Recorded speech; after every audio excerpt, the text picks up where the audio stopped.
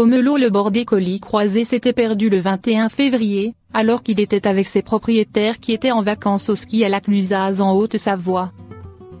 Pire encore, Pomelo avait été adopté en refuge seulement quelques semaines plus tôt.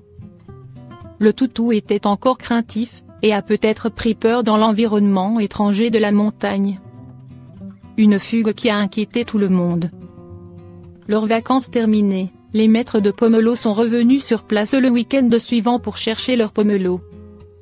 Ils ont passé du temps à le chercher, sans succès, avant que les mesures de confinement ne soient mises en place en France.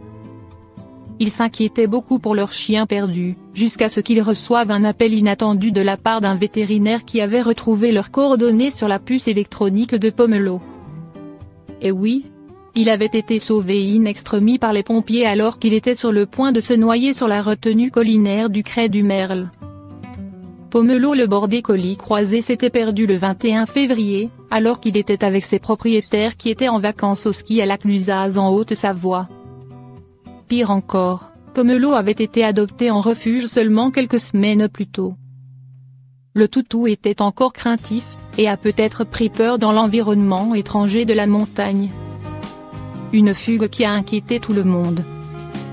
Leurs vacances terminées, les maîtres de Pomelo sont revenus sur place le week-end suivant pour chercher leur Pomelo. Ils ont passé du temps à le chercher, sans succès, avant que les mesures de confinement ne soient mises en place en France. Ils s'inquiétaient beaucoup pour leur chien perdu, jusqu'à ce qu'ils reçoivent un appel inattendu de la part d'un vétérinaire qui avait retrouvé leurs coordonnées sur la puce électronique de Pomelo.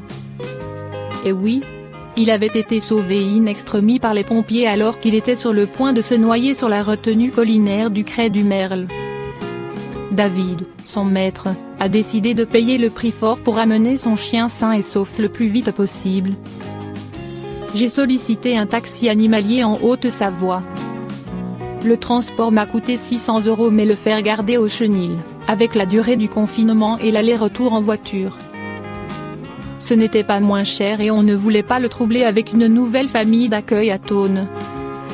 Et puis on voulait surtout retrouver Pomelo le plus vite possible, a-t-il expliqué à Le Dauphine. Julien Lucin, le chauffeur du taxi animalier, s'est déplacé en toute légalité pour amener Pomelo à la maison. Mon autorisation de circuler m'a été confirmée par la gendarmerie de Groissy et heureusement que mon dossier était bien complet car j'avais à peine fait 500 mètres avec Pomelo que je tombais sur les gendarmes de Thônes. Une histoire qui réchauffe le cœur.